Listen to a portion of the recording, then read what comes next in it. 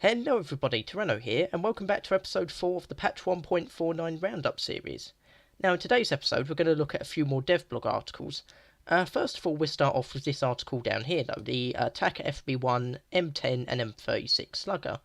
Now a quick disclaimer before we go on, the information I'm using in this episode comes from the devblog articles and the dev server. Now, of course, the dev server stats can be changed, or sometimes they're just placeholders before the patch goes live, and some of the dev blog articles can be a little inaccurate or contradict other sources, so just bear that in mind before we go into the episode. First of all, we're looking at the Attacker FB1. Now, as you can see here, it's a 5th rank aircraft, so tier 5, and it's got paired 20mm British Hispano Mark 5 cannons, so 2 in each wing. 167 shots in the inner wing and 145 in the outer wing. The two wings can take £1,000 bombs each, or £500 bombs, and there are 6 hardpoints which can have 12 or 6 RP3 rockets. Either £25 ones or £60 ones. Just as there's some basic info, that's just basically all the info from the devblog article. But now we can look at some information from the dev server to get a bit more information on this aircraft. Now here is a picture of the Attacker FB1 and its stats card. Now remember, this can be a placeholder, it can change before the patch goes live, but this is the most recent information we have about the aircraft. As you can see, it's going to be a battle rating of 8 and it's going to need 270,000 RP in order to unlock it. Now that battle rating on the British lineup puts it about the same as the Meteor F Mark IV G41F, which is battle rating of 8. Also puts it around the F86 F25 Sabre, the F2 Sabre's battle rating of 9, puts it about the same as the F9F Panther, the ME262C2B, Russian MiGs, all that sort of aircraft. So this is a high tier aircraft, not the highest tier, but a pretty high tier. We can also see on the stat card the max speed, turn time and rate of climb. Now I don't know how accurate these are going to be, even when these stat cards go live they tend to be wildly inaccurate. But what we can see is that it's going to be a max speed of 573 miles an hour at sea level. It can reach up to 12,000 metres, turn in about 25 seconds, that's probably going to be wrong. And the rate of climb is supposedly 28 metres a second, and it needs a takeoff run of 950 metres. So how do those stats compare to its competitors? Not very good. The MiG-15, Russian aircraft, battle rating 8.3, does 652 miles an hour at sea level. It can climb 42 metres a second. The American F86 F25 Sabre, battle rating of 7.7, nearly 700 miles an hour, and has a rate of climb of 38 metres a second. Now I'm not looking at the turn time because these do tend to be really inaccurate in the stats card. The F9F Panther, battle rating of 8, 604 miles an hour, rate of climb 30 metres a second. Even a lot of the contemporary British jets are almost just as good. The Meteor F Mark IV G41F, which is the same battle rating, does about 10 miles per hour more speed, and it has 37 metres a second climb rate, and it's got just as good armament. The Sea Meteor, it does 575 miles an hour, 37 metres rate of climb, and again same armament. The Venom FB4 does 640, that's a lower battle rating, rate of climb of 50 metres a second. It's not all bad though, because it will be able to catch most jet bombers, which are much slower than the Attacker FB1. So is it a bad aircraft? I'm not really sure. It's slower than most of the other aircraft. It's got a worse rate of climb. I didn't really look at turn time, but its turn time isn't that great. A lot of the aircraft are quicker at turning according to the stat cards. I just think it looks a little over-tiered, or not over-tiered, but battle rating maybe a little too high. I think it could possibly go down to 7.7. But again, I didn't test fly it. I haven't got this unlocked. I couldn't test fly it to confirm any of these stats. So it probably will be a good jet, but I think it ought to come down a little bit in battle rating. But at the end of the day, we will have to wait for the patch to go live to confirm any of this. But that's what my feelings are based on the stats card, in the dev server. But coming back to the devblog article, we've now got the M10 Wolverine GMC. As it says here, first production tank destroyer with a rotating turret. If we come down here, it says the 76mm cannon was effective against almost all Wehrmacht armour in the North Africa campaign, except for Tigers. It says it was effective from large distances, but it was vulnerable to enemy fire. As it says here, good mobility, hard-hitting gun, but fairly weak armour protection. Here they just talk a bit about the, developing the how it looks and all that. but we'll go back to the dev server to have a little look at how it is in the game at the moment. So here you can see the M10 Wolverine. As you can see, Tier 2, battle rating 3.3, and it's going to need 14,000 RP to unlock. Now, this battle rating puts it about the same as the Panzer III-J, the first M4A1 Sherman tank, and the T-34 1942. It's actually lower than the Stug 3F on the German tech tree. We'll talk about the armour in a minute, but first we're going to look at the ammunition fired by the gun. Now, as you can see here, it can do, at 0 degrees, at 100 metres, 125mm of penetration. At 30 degrees, that goes to 97mm, and at 60 degrees, it does 40mm penetration. Now, at 0 and 30 degrees, that should be sufficient to knock through most German tanks. They do tend to be quite big and bulky. Against Russian, I suppose, some American tanks, they're going to be, you know, the gun's going to be less effective because they have more sloped armour. The T-34, for example, has 60-degree sloped armour at the front, so the M10 may struggle against that with stock ammunition. I'm trying to remember what the M4 Sherman has. That has about 55 degrees sloped frontal armour, so against American and Russian tanks it's going to struggle a little bit. I don't think there's any German sloped armour tanks in that tier and battle rating range. It's mainly Panzer IVs and Panzer IIIs. But we'll look at the other ammunition used by the M10 as well. Now, the non-stock ammunition used by the M10 is the M79 armour-piercing round. So the first round was armour-piercing ballistic capped, but with the armour-piercing round at 100 metres, 0 degrees, does about 150mm penetration. At 30 degrees, 125, and at 60, 38. So it's going to be more effective against flat armour, but against sloped armour it's going to be even less effective. Now, having a quick look at the armour of the M10 Wolverine, you can see the max armour is around 57mm on the turret, which I believe is around the mantlet.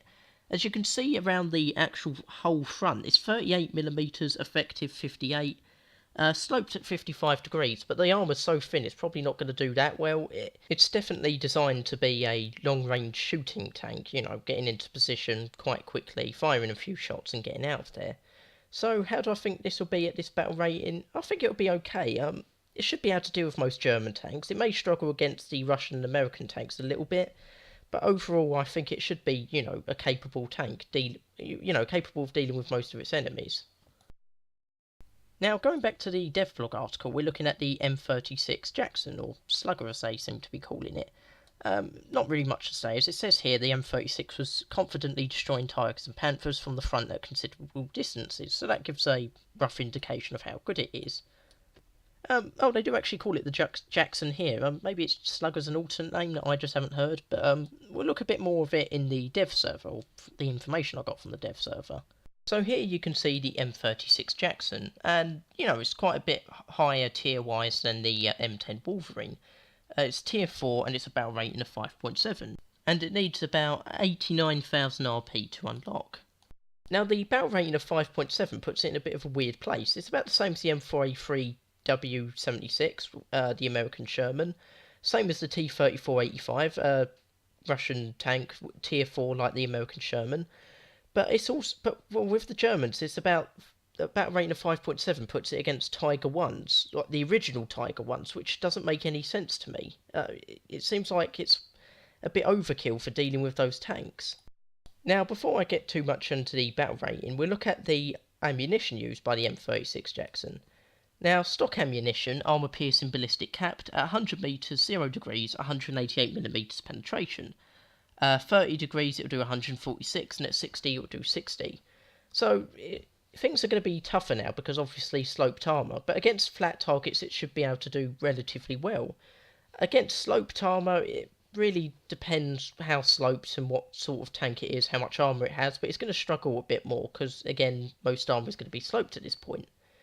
Now the next ammunition is again armour-piercing ballistic capped, but it actually does less penetration. 164 at 0 degrees at 100 metres, 128 at 30 degrees, and 52 at 60 degrees. I don't know why it does less. It's got a slightly smaller muzzle velocity, it's got fuse sensitivity, which the stock ammunition doesn't. It's the same mass, I don't know, you know, it just seems like they've added a fuse and a fuse delay and all that. So I'm presuming it's going to do a bit more damage, but at the cost of a little less penetration.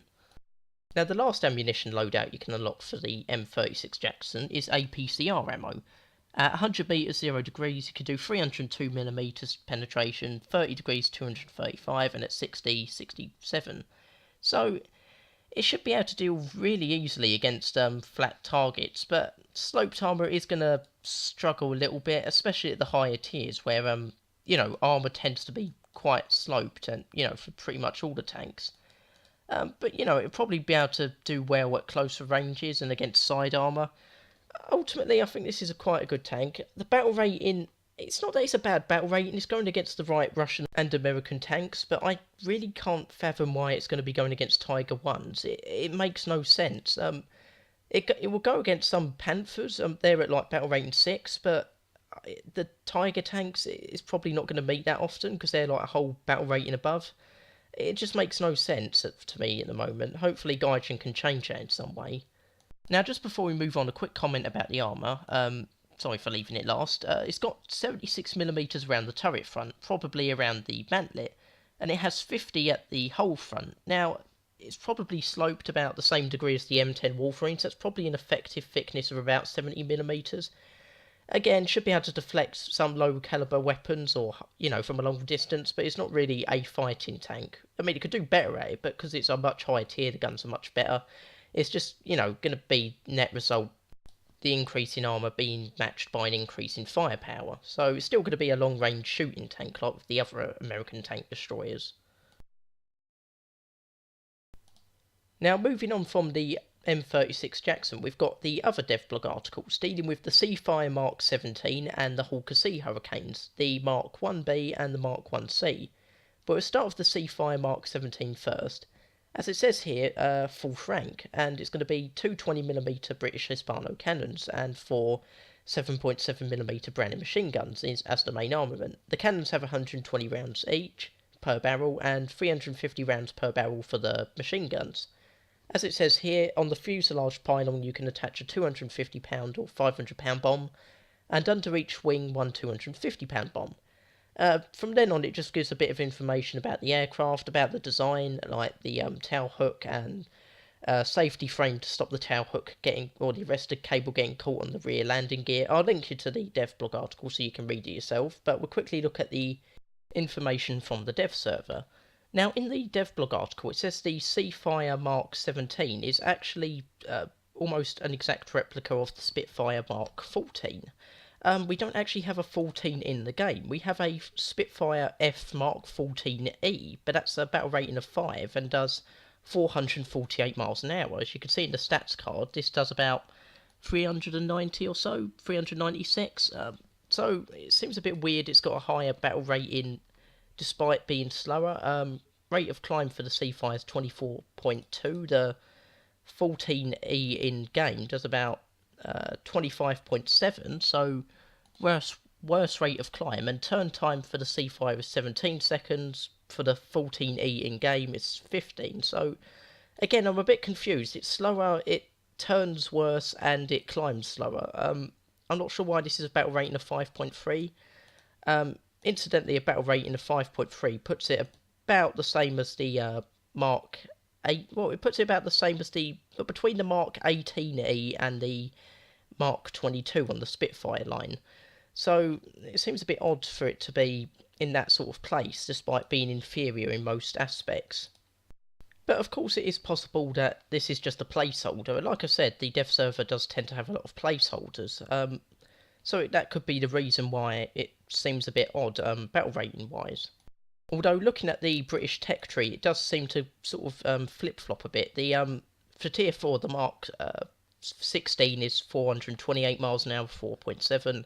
Then it goes to the Spitfire LF Mark 9, which is 5.3, is much slower. And then it goes to the Griffon, which goes down in battle rating to 5, the Mark 14E, and, it suddenly goes to 448 miles an hour. So it does seem a bit inconsistent, the British tree in general. But hopefully this will be a good aircraft. Just to mention, it's, like I said, battle rating 5.3, and we're going to need 75,000 RP to unlock it. So I think it'll be a nice aircraft. I do just sort of think the battle rating seems a bit inconsistent, or a bit odd, to say the least. Now, moving on from the Seafire, we've got the Hawker Sea Hurricane Mark 1B and Mark 1C. Now, look at the Mark 1B first. As it says here, available at the second rank. Has no bomb or rocket load, but it has 8 Browning machine guns. Guns nearest to the axis of the aircraft have 338 rounds, farthest have 324. As it says here, it was just a conversion of the land variant. So, to accelerate the design, the wings were not foldable, and all major units were strengthened due to increased loads during operation on ships. From the sounds of it, it is just basically a Hurricane fitted with a few naval, bits of equipment for operating on a ship. It's not that different from the normal Hawker Hurricane. But the Sea Hurricane Mark 1C is quite a bit different to planes we've already got. For one, it has 20mm cannons, 4 of them. I don't think any Hurricanes have 20mm cannons at the moment. As it says here, because of the weapons, there was a loss of speed. So, increased weight, less speed.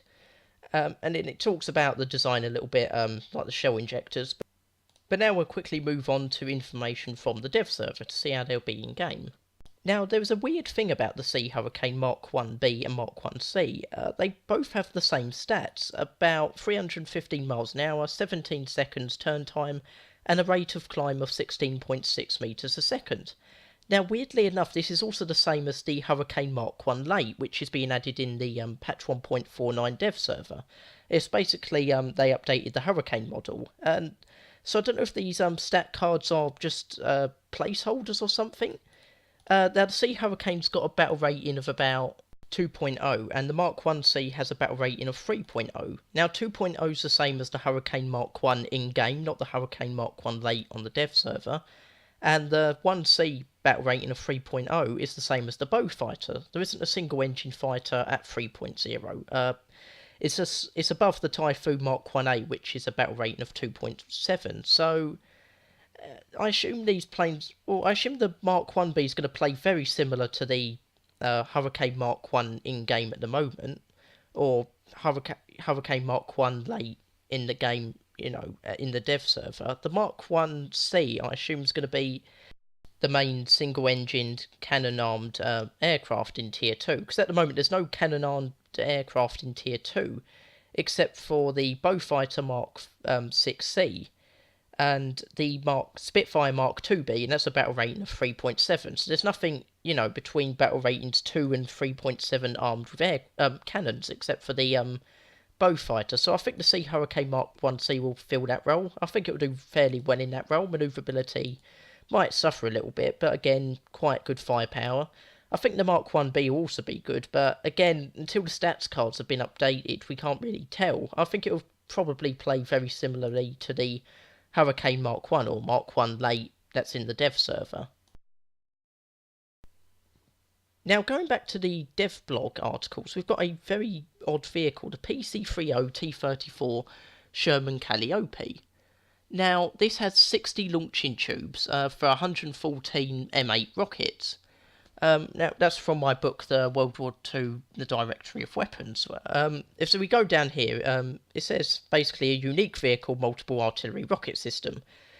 Now, it says they've been working on these types of vehicles for quite a while, so that implies there's quite a few of them being worked on, possibly at different stages of development.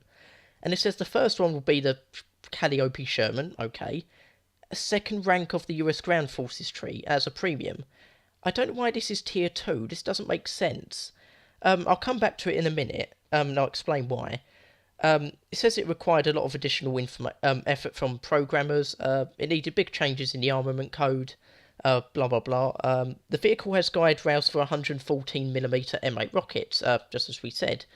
The rocket launcher system allowed fire not only from the defilade position, or defilade position, sorry I can't pronounce it, but also from the point blank range, and it can use the gun still, so it can fight as a normal tank, and it has rockets, and as it says here, it's basically a Sherman with the rocket system on top. Now, first of all, quoting from my book, World War II, The Directory of Weapons, the quote, the M8 was inherently inaccurate and was accordingly used not for the engagement of point targets, but for the saturation of large areas with fire, unquote. So does this mean it's going to supplement artillery? It can't replace it because it's the only vehicle, and yeah, I don't see it being that accurate, which is, a good thing, because if it was too accurate, it'd just own everyone. I mean, 60 rockets. Now, I don't know if it fires them one at a time, or once you hit the switch, it fires all of them. That would seem a bit of a waste if you're trying to hit one target. We don't know how much damage these will do. Now, my book says it has explosive filler of 1.95 kilograms. The M4 Sherman in game with the 105mm howitzer has an M1 shell which has something like 2.18 kilograms. I might look that up online. I haven't got any books on artillery shells, unfortunately. That does about 28mm penetration, so presumably this would be similar. But then again, if you're being hit by a ton of rockets, you'd think it would do more damage than that. And, the kinetic energy spalling, which I don't think is implemented in the game, would be quite bad. But like I said, at the moment, spalling isn't in the game, but once it is introduced, that could be quite lethal. I don't know why it's tier 2, because that just seems really under-tiered. The battle rating better be higher, because, I don't know, it just seems under-tiered. The Germans are going to suffer the most, because most of their tanks on the sides only have about 30mm anyway, so, potentially if you hit at the right angle with enough force, you're going to be penetrating, the toughest German tanks pretty easily. Now, that's not to say I'm disappointed with this change or that I disagree with it. I'm very interested on how it will go. I'd like to see some more answers on this vehicle. I am, like I said, curious to see how well it will do. I am looking forward to it. I just think the battle rating could do with being a bit too high, or a bit higher. But then again, like I said, I don't know how the rockets are going to perform. Perhaps this is the only place it can really fit in and still do well. So we'll have to keep an eye on this and get back with future developments on it. Now, for the last article, we've got the M2A2, 4MGAZ AAA, and the BF109B1. So, if we look at the M2A2 first, two-turreted reserve tank, two turrets with machine guns of different calibers. One's a 50 cal, one's a 30 cal. As it says here, the crew commander and gunner are in two separate rotating turrets with the machine guns. Now, as it says, the 12.7mm machine gun can penetrate the armour of low-level vehicles and shoot down low-flying aircraft. The 30 caliber can also shoot down low-flying aircraft, but will struggle against armour. Here it just gives a bit more information about how it's nicknamed Mae West, after a movie star. The location of these turrets somewhat limited the firing arc, so angle of traverse was limited to 270 degrees. Now, for the 4M GAZ AAA, it's the first Soviet anti-air vehicle in the lineup. At the moment, they haven't got an anti-air vehicle in Tier 1. Basically, it was a truck with 4 Maxim machine guns on it. As it says here, it's got a minimum battle rating of 1.0. Not effective against armoured targets, but high rate of fire density and a large ammo count. So it should be okay against the early aircraft because of high rate of fire, but it's useless against vehicles like tanks. And even against aircraft, it may suffer a bit. Now, just before we move on, we can see that in the last sentence it says they're going to introduce other anti-air vehicles based on this truck, with different types of weapons installed. So, in the future, we can expect more vehicles based on this truck.